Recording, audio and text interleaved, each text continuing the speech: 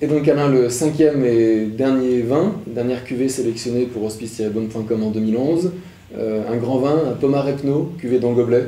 Voilà, Pommard Epno, cuvée dans gobelet, qui n'est pas également une très vieille cuvée, de 2007 je pense, et elle a fait partie des cuvées justement où on a enlevé des origines qui n'étaient pas Epno pour garder l'appellation Pommard Epno.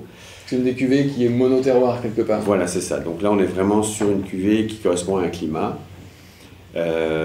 Pommard Epno, comme Pommard Rugien, sont deux premiers crus à Pommard qui font référence, hein, puisqu'on les classe toujours parmi les meilleurs premiers crus. Et il y a même actuellement un dossier auprès de l'Institut national des appellations d'origine pour essayer de demander le classement de ces premiers crus en grands crus, tellement ils sont vraiment à part des autres. C'est vraiment la grande classe.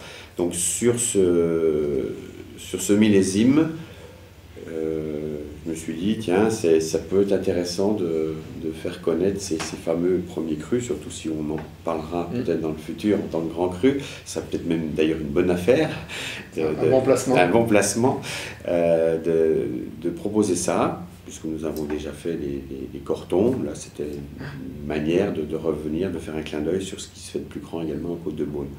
Et ce n'est pas peu dire, puisque les notes, là, puisque je suis retourné déguster la semaine dernière, et les notes sont assez élogieuses.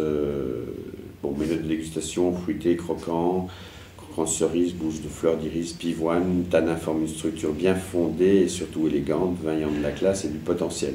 Donc là, j'ai essayé de résumer ce vin, c'est-à-dire un fort potentiel, tout plein de choses déjà maintenant. Hein. Ça ne veut pas dire que le vin va s'ouvrir trop vite et va être un vin primeur.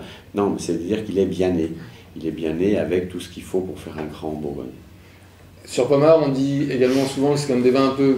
Parce que c'est une réputation où ça correspond peut-être à des Pommards un peu plus village, mais ce côté un peu rustique, lourdeau.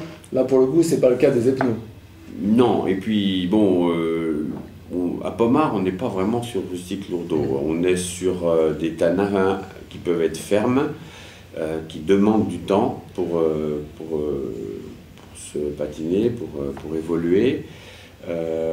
Là, c'est vrai que sur ces premiers crus, on a vraiment la finesse en plus. On a une expression au-delà du terroir, mais on est sur un pinot de grande élégance.